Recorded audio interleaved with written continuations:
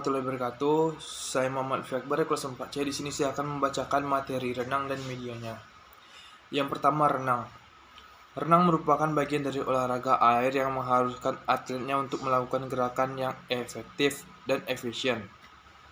Hal tersebut dikarenakan dalam cabang olahraga ini menuntut kecepatan yang maksimal untuk menghasilkan catatan waktu terbaik hingga finish, sama halnya dengan cabang olahraga atlet nomor lain. Renang tidak hanya mengenai kompetisi, ada banyak hal yang dapat dilakukan sesuai dengan tujuan yang akan dilakukan oleh pelakunya.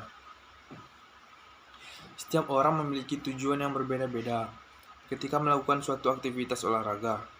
Bagi olahraga kompetitif, seseorang dituntut untuk memiliki rasa tanggung jawab dan disiplin pencapaian hasil yang optimal pada saat menghadapi setiap kejuaraan. Seluruh cabang olahraga memiliki kompetisi atau tingkat kesulitan gerakan hanya harus dipelajari untuk mendapatkan penampilan atau performa yang baik dan dibutuhkan latihan yang komprehensif sejak usia dini dalam pencapaiannya. Olahraga renang merupakan salah satu di antaranya karena olahraga ini dilakukan di dalam air sehingga dianggap sulit oleh sebagian besar orang. Gerakan dalam olahraga ini pun sangat kompleks. Tahapan yang harus dilatih ialah menggerakkan kaki dengan baik, gerakan tangan, pengambilan napas hingga koordinasi ketiga gerakan yang telah disebut di atas. Bila tahapan tersebut telah dilewati dengan baik, maka seluruh gerakan tersebut akan menjadi sebuah rangkaian gerakan yang disebut dengan gaya. Seseorang yang sudah mampu menguasai setiap gaya dalam olahraga renang dan tujuannya adalah untuk mencapai sebuah prestasi yang tinggi. Pencapaian prestasi tersebut diaplikasikan dengan cara menghasilkan waktu terbaik atau best time pada saat bertanding dan menjadi yang tercepat di antara lawan-lawannya. Karena tujuan akhir perenang ialah menjadi yang tercepat dengan menampilkan gerakan renang yang efektif dan efisien. Imam Hidayat 1998-118 mengumumkan bahwa gerakan yang efektif dan efisien ketika berada di dalam air ialah dengan cara meminimalisir hambatan. Dari waktu ke waktu terjadi eksplorasi dalam usaha meningkatkan efisiensi dan efektivitas pada teknik renang, yaitu dengan menghasilkan gaya propulsive force yang sebesar-besarnya dan mengurangi gaya resisten atau retardation menjadi seminimal mungkin. Ditinjau dari pendidikan jasmani, renang juga yang diberikan di sekolah-sekolah tidak hanya dimaksudkan bagi kesehatan anak-anak saja, tetapi juga merupakan salah satu unsur atau alat yang penting dalam pendidik keseluruhan seperti kepercayaan dirinya, kebersamaan, saling menghargai, dan lain sebagainya. Seperti dalam olahraga renang, pada umumnya banyak anak yang takut masuk ke dalam kolam renang, tetapi setelah ia mencoba,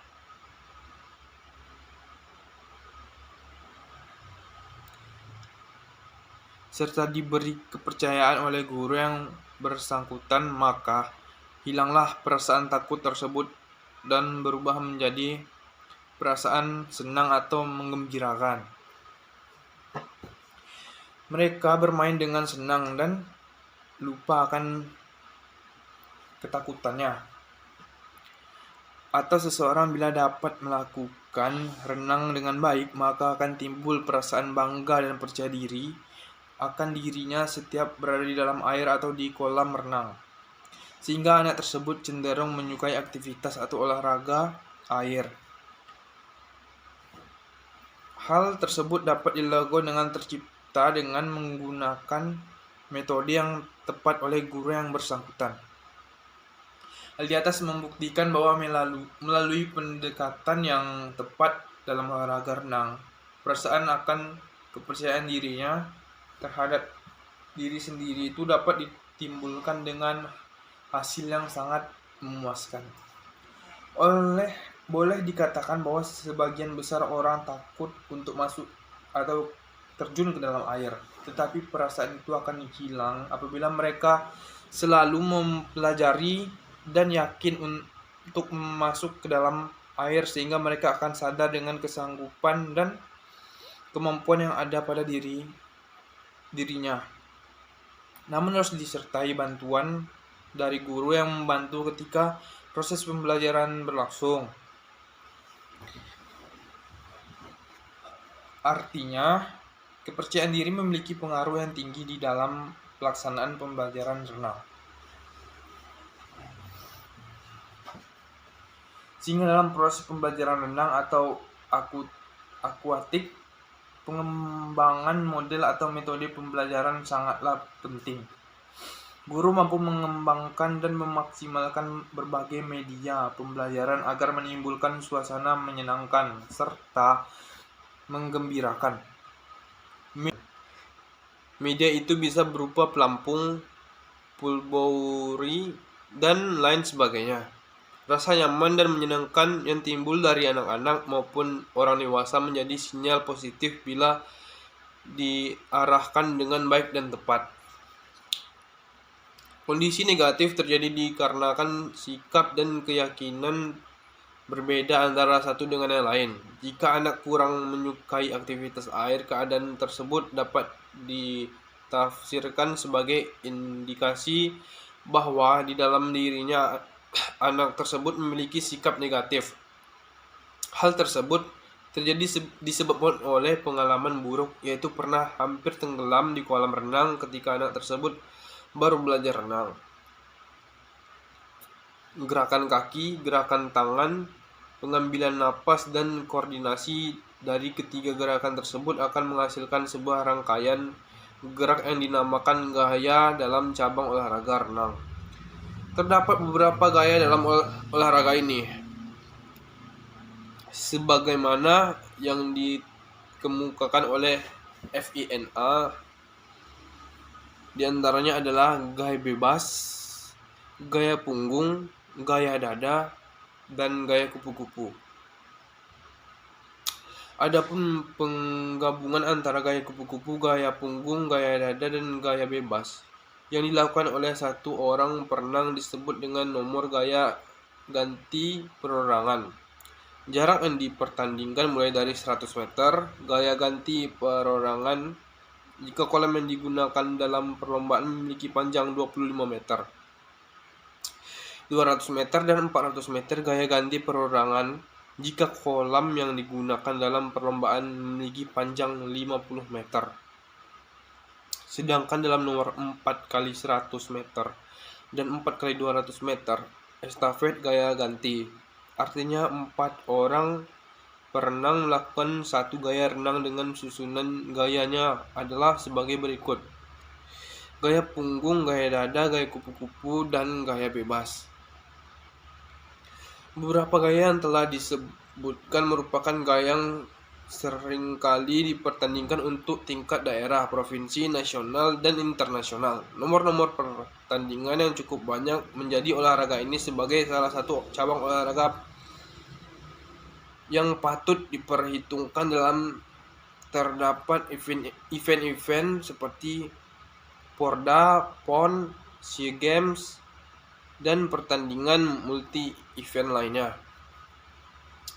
Beberapa gaya yang telah disebut merupakan gaya yang seringkali dipertandingkan untuk tingkat daerah, provinsi, nasional, dan internasional. Nomor-nomor pertandingan yang cukup banyak menjadikan olahraga ini sebagai salah satu cabang yang patut diperhitungkan dalam terdapat event-event tertentu. Media dalam cabang olahraga ini adalah air yang paling utama. Air memiliki ketahanan dan kepadatan yang menimbulkan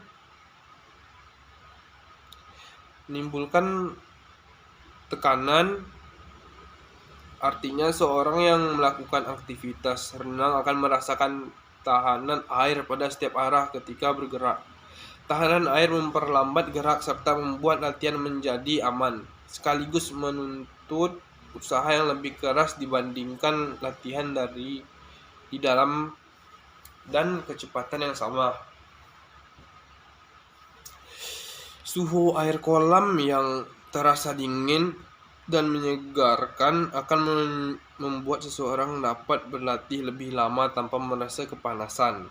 Dalam hal ini, jelas bahwa latihan yang lebih lama memerlukan lebih banyak energi dan memberikan hasil kebugaran keseluruhan yang lebih besar. Sesuai dengan pendapat di atas bahwa latihan atau aktivitas air yang dilakukan oleh seseorang dalam jangka waktu cukup lama akan memberikan sedikit rasa lelah kepada orang melakukannya. Olahraga tersebut jika dilakukan di air, efek atau sensasi yang diberikan oleh air terhadap tubuh menjadikan lelah atau rasa panas yang dihasilkan oleh aktivitas gerak pada tubuh ditekan seminimal mungkin. Namun secara tidak disadari pengeluaran energi yang dikeluarkan sangatlah besar. Oleh sebab itu, mengapa renang dikategorikan sebagai salah satu cabang olahraga berat secara pengeluaran energi dan aktivitas fisik. Peralatan atau media akan menambah dimensi baru pada kelas dalam kegiatan air. Aktivitas yang dirasa berat akan menjadikan situasi belajar menjadi lebih menyenangkan dan variatif. Oleh sebab itu, kebanyakan peralatan dapat meningkatkan tantangan terhadap keseimbangan, stabilitas, dan kekuatan, serta daya tahan otot. Peralatan atau media dapat digunakan dalam permainan, pemanasan, dan kegiatan ini pada saat pembelajaran sebagai penunjang keberhasilan peserta didik. Seorang guru akan memiliki tugas yang 2 kali lebih berat apabila membawa peserta didik ke kolam renang untuk pelaksanaan pembelajaran. Situasi baru yang diberikan kepada siswa dan media air dianggap menyenangkan serta akan membawa adrenalin siswa. Lebih antusias untuk bermain, siswa kadang tidak melihat kedalaman kolam renang, tidak memperhatikan hal-hal non-teknis. Datang terlebih dahulu dibandingkan guru, mengakibatkan siswa merasa bebas dan cenderung bermain dengan rekan-rekannya. Untuk mengatasi hal-hal yang tidak diinginkan, ada beberapa poin penting yang harus dilakukan guru sebelum membawa peserta didik ke kolam renang. Di antaranya adalah sebagai berikut. Yang pertama, guru mendapat jumlah siswa yang ikut ke kolam renang. Yang kedua, memberi pengarahan untuk tidak bermain dan saling dorong di kolam renang. Yang ketiga, memperhatikan kedalaman kolam renang. Yang keempat, tidak membawa barang berharga karena di kolam renang merupakan fasilitas umum agar tidak terjadi kehilangan. Yang kelima, menggunakan pakaian renang yang sepantasnya. Yang keenam, siswa tertib saat memasuki kolam renang dan memperhatikan instruksi guru sebelum dan pada saat pembelajaran. Yang ketujuh, memperhatikan barang bawaannya untuk disimpan rapi dan tidak sembarangan. Langkah-langkah yang dilakukan tersebut merupakan bagian kewaspadaan guru agar pada saat pembelajaran renang dapat berjalan baik sebagaimana mestinya. Guru harus memberikan contoh terbaik dalam segala hal. Datang lebih awal pada saat membawa siswa ke kolam renang dan pulang setelah selesai cek kehadiran siswa sesuai dengan kedatangan awal. Karena guru memiliki tanggung jawab penuh terhadap keselamatan siswa pada saat di dalam maupun di luar sekolah. Apabila media pembelajaran renang. Kegiatan pembelajaran adalah inti penyelenggaraan pendidikan yang ditandai oleh adanya kegiatan pengelolaan kelas.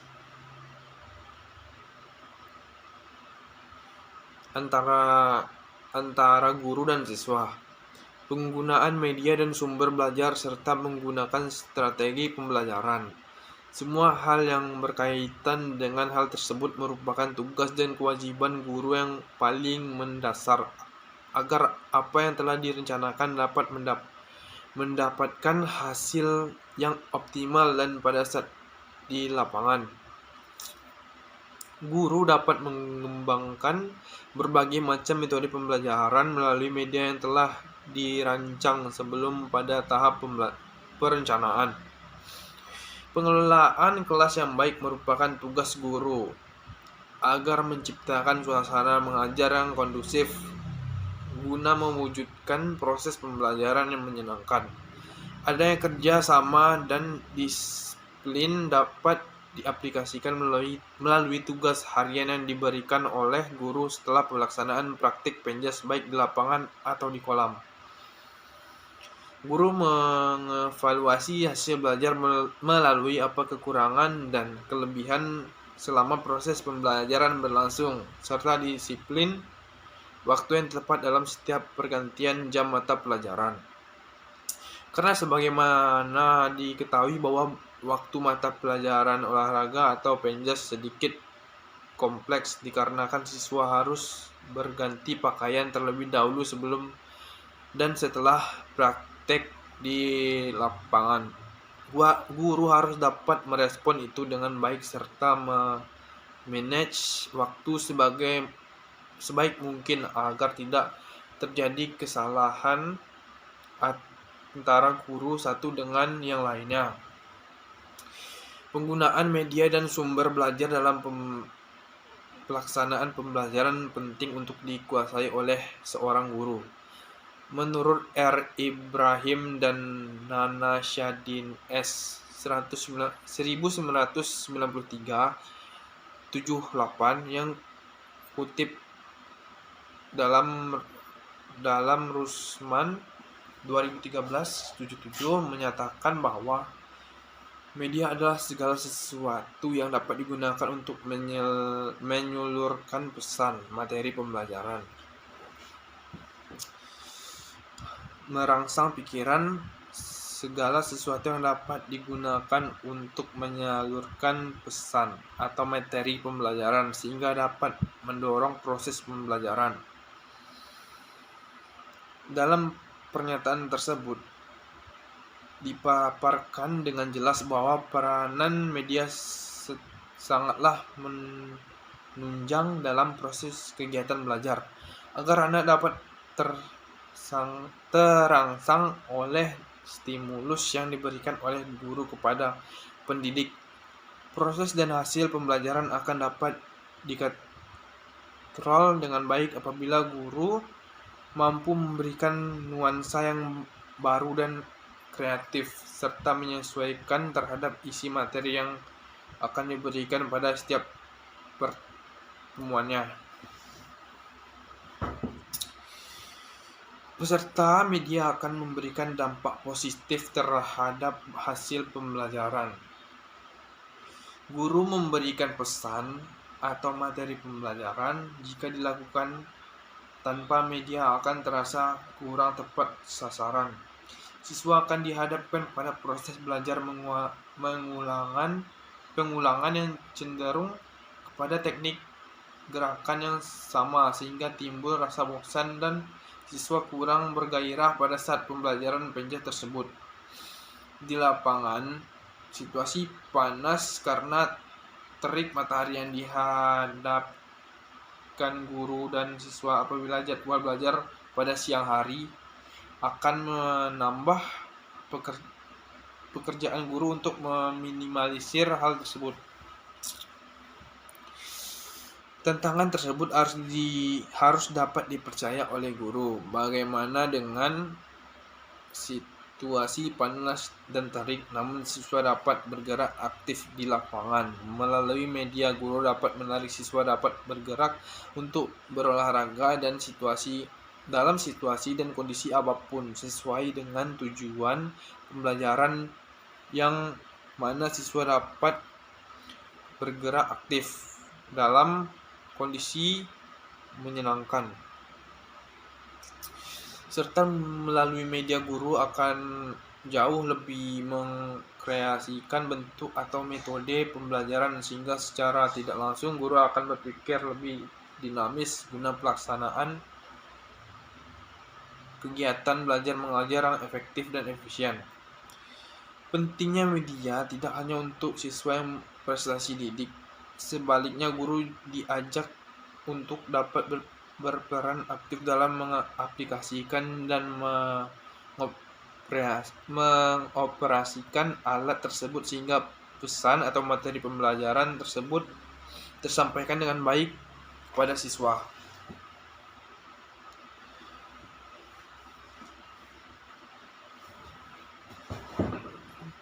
Metode pembelajaran memiliki ragam yang tidak terbatas pada saat ini.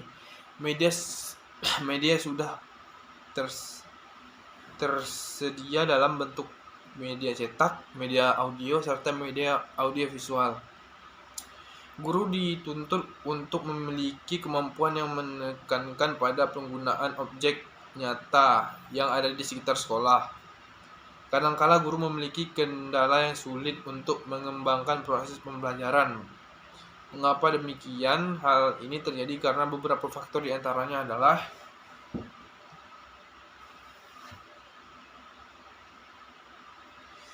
yang pertama, tidak tersedianya sarana dan prasarana yang menunjang di sekolah. Yang kedua, kapasitas guru dan pengembangan media pembelajaran. Yang ketiga, sumber daya manusia yang kurang mendukung. Yang keempat, sumber dana yang terbatas. Yang kelima, alokasi waktu pembelajaran penjas yang minim. Banyak faktor mengapa pembelajaran kurang dapat berjalan semestinya pada saat di sekolah, termasuk tingkat kemampuan anak yang berbeda satu dengan yang lainnya. Anak-anak seringkali mengasumsikan gerakan secara virtual dapat dipahami dengan jelas, namun ketika pelaksanaan gerak kurang berjalan dengan baik, sehingga hasil pembelajaran diharapkan tidak tercapai. Kemampuan motorik dapat dipelajari apabila dilakukan diulang-ulang secara sistematis. Pada kenyataan di lapangan, hal tersebut tidak semudah dilakukan. Siswa seringkali merasa malas melakukan aktivitas fisik, terutama yang menguras tenaga. Mereka akan cenderung memilih komputer, gadget, atau alat komunikasi yang memiliki aplikasi permainan dan duduk seharian di rumah hanya menonton televisi. Guru tidak lagi berperan sebagai satu-satunya sumber belajar dalam kegiatan pembelajaran siswa. Siswa dengan mudah dapat memperoleh informasi dari berbagai media dan sumber belajar, baik dari buku, koran, majalah, radio, televisi, komputer, dan lain sebagainya. Media akan menjadi salah satu sumber utama dalam pelaksanaan pembelajaran, sehingga peranan guru akan bergeser sebagai fasilitator belajar di masa yang akan datang. Renang memiliki tingkat penguasaan gerak yang relatif tinggi dan kompleks, sehingga guru atau pelatih dengan cermat memaksimalkan penggunaan media dalam proses pembelajaran maupun pelatihan berenang. Guru atau pelatih mulai mengetahui manfaat media sebagai salah satu penunjang keberhasilan siswa atau atlet dalam penguasaan gerak dalam ruang. Berikut ini merupakan beberapa peralatan yang sering digunakan pada proses pembelajaran atau latihan. Yang pertama, pelampung atau kickboard. Pelampung merupakan salah satu media alat bantu yang digunakan untuk melatih atau mempelajari gerakan kaki dalam renang. Alat ini ada yang terbuat dari bahan plastik maupun terbuat dari busa yang tingkat daya apungnya tinggi. Yang kedua, kacamata renang atau goggles. Kacamata renang sangat penting digunakan untuk melindungi dan menghindari iritasi mata terhadap air kolam renang yang diberi klorin atau kaporit. Ini merupakan peralatan wajib yang harus dimiliki oleh perenang atau atlet untuk mempermudah melihat lawan saat berlomba. Yang ketiga, kaki katak atau fins.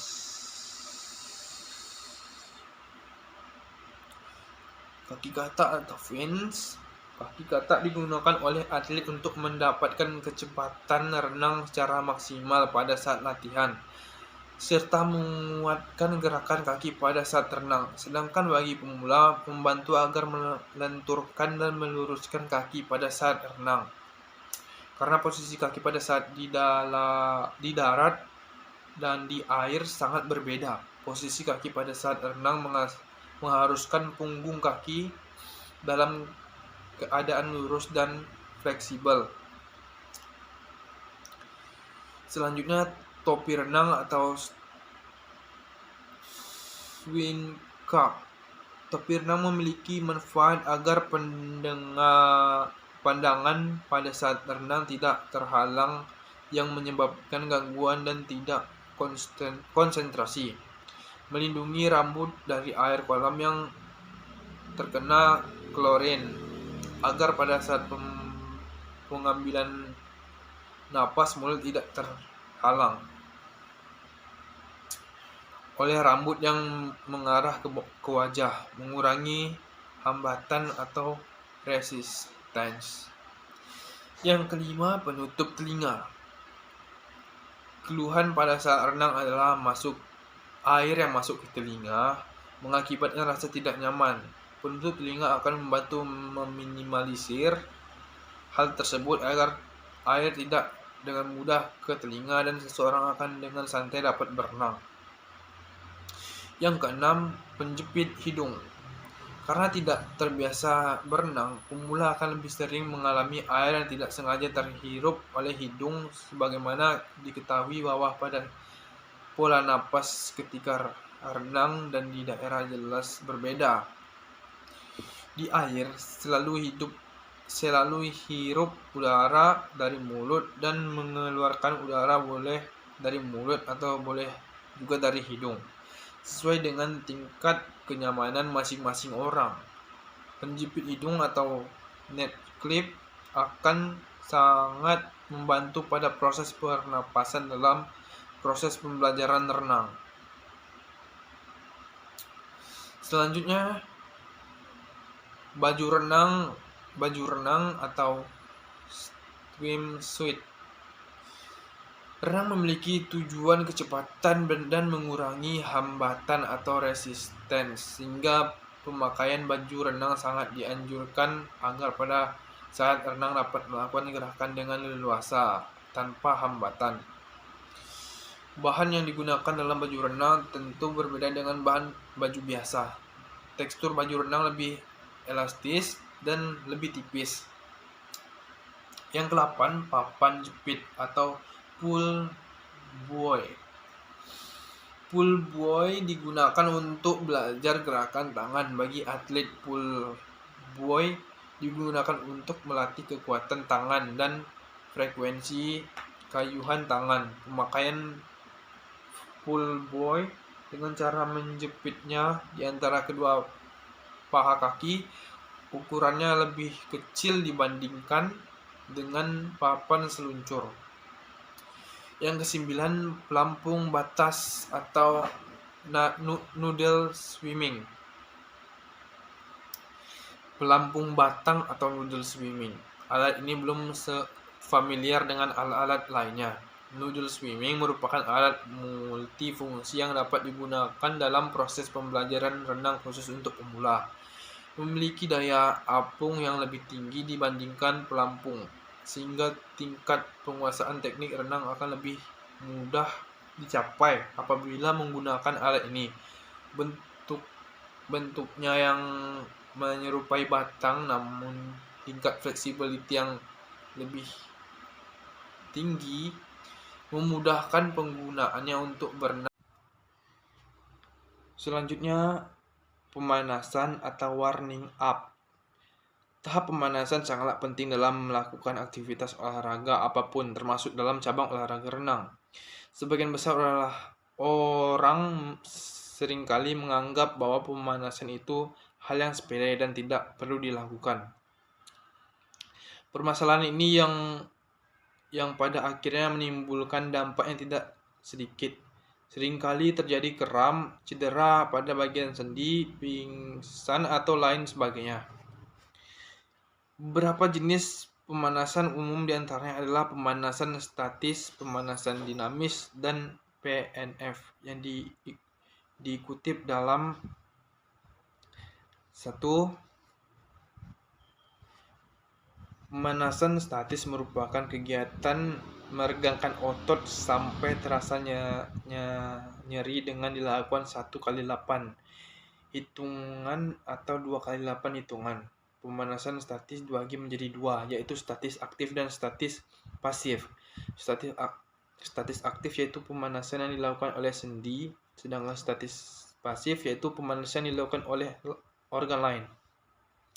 Yang kedua, pemanasan dinamis, yaitu kegiatan meregangkan otot dengan cara menggerakkan berulang-ulang tetapi perlahan dan tidak dihentak-hentak.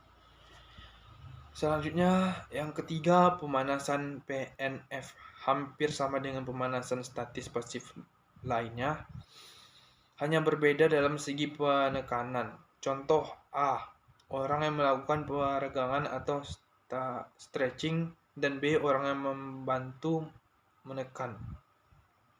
B, menekan hingga otot A sampai terasa nyeri, baru mulai hitungan. Setelah selesai hitungan, A melakukan perlawanan ke arah sebaliknya, yang ditekan dan memulai hitungan kembali, tetapi B tetap menahan dalam posisi tersebut. Ada beberapa hal yang harus diperhatikan, terutama sebelum melakukan olahraga renang. Kadangkala orang-orang seringkali melakukan gerakan pemanasan renang sama halnya dengan pemanasan atletik, sepak bola, dan lainnya. Sebagaimana kita ketahui, setiap cabang olahraga memiliki karakteristik berbeda. Bagian sendi yang dominan ketika melakukan aktivitas olahraga antara satu sama lain jelas berbeda. Artinya, tenaga pengajar atau guru harus mampu menganalisis bagian sendi mana yang bergerak dan membuat gerakan yang lain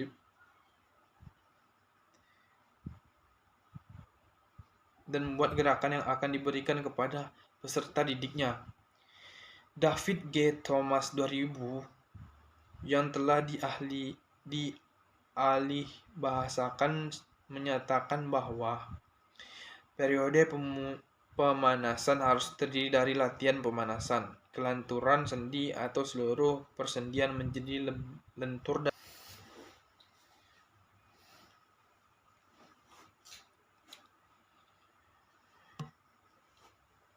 David G. Thomas 2000 yang telah dialih bahasakan menyatakan bahwa periode pemanasan harus terdiri dari latihan pernapasan, kelenturan sendi agar seluruh persendian menjadi lentur, dan latihan otot agar aliran darah menjadi lancar dan otot siap untuk digunakan. Tahap pemanasan dan pendinginan dapat dilakukan dalam berbagai cara, namun seringkali tidak banyak yang paham akan beberapa perbedaan dalam karakteristik cabang olahraga satu dengan yang lainnya. Pemanasan dan pendinginan dalam renang seringkali disamakan dengan beberapa cabang olahraga yang familiar di darat. Pemanasan dilakukan dalam gerakan lambat dengan menggunakan rangkaian aktif gerak. Untuk merenggangkan kelompok otot statis tidak dianjurkan karena siswa tidak akan cukup hangat sehingga siswa akan lebih cepat kedinginan. Data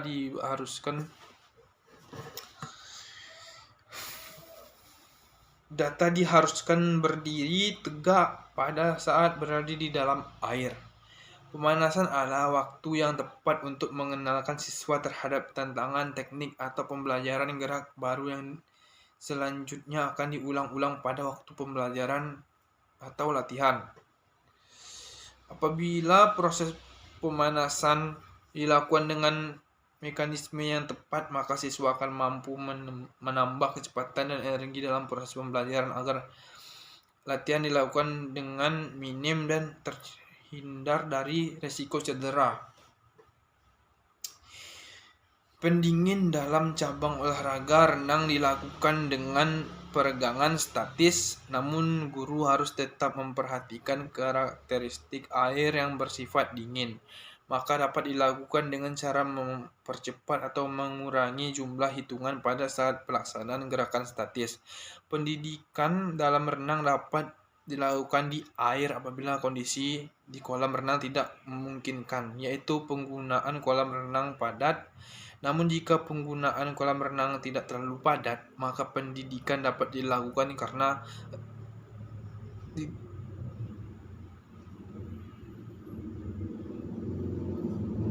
darat. Guru harus melihat situasi dan kondisi di lapangan agar siswa dapat mendapatkan ilmu yang tepat pada setiap kecabangan baru yang dipelajarinya. Sekian dari saya, lebih dan kurang mohon dimaafkan. Wassalamualaikum warahmatullahi wabarakatuh.